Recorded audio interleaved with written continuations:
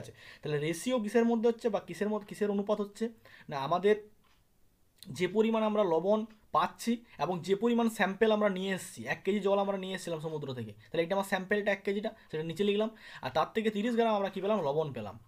তাহলে এই দুটো জিনিসের যে অনুপাত সেটাকে আমরা বলছি কি, স্যালিনিটি। এটাকে ওশিনোগ্রাফিতে স্যালিনিটি বলা হয়। তাহলে salinity is defined as the ratio between the weight of the dissolve solid material and the weight of the sample sea water. ঠিক আছে, যে স্যাম্পেল সি ওয়াটারটা নিয়ে আসছি এটা, এবং তার থেকে আমরা যে ডিজলভ সলিড মেটেরিয়ালটা পাচ্ছি বা লবণটা পাচ্ছি, তার যে অনুপাত বা আনুপাতিক ভাগা, সেটাকে আমরা রেশিও বলছি, মানে সেটাকে আমরা লবণ বলছি, স্যালিনিটি বলছি। বোঝা গেল? তো এক্ষেত্রে আমরা মেনলি কী করে থাকি না, প্রতি কেজিতে বা প্রতি 1000 গ্রামে আমাদের কতটা পরিমাণে স্যালিনিটি বা সলিড মেটেরিয়াল পাচ্ছি, সেইভাবে আমরা বলে থাকি প্রতি 1000 গ্রামে কতটা রয়েছে, প্রতিটা 1000 গ্রামে আমার কতটা লবণ রয়েছে, সেই হিসাবে আমরা স্যালিনিটিকে মেজার করে থাকি। এই স্যালিনিটি মেজার করার জন্য আমাদের একটা একক ইউজ করা হয়, সেটা হচ্ছে পিপিটি, পার্টস পার থাউজেন্ড। কী করা হয়, পার্টস পার থাউজেন্ড।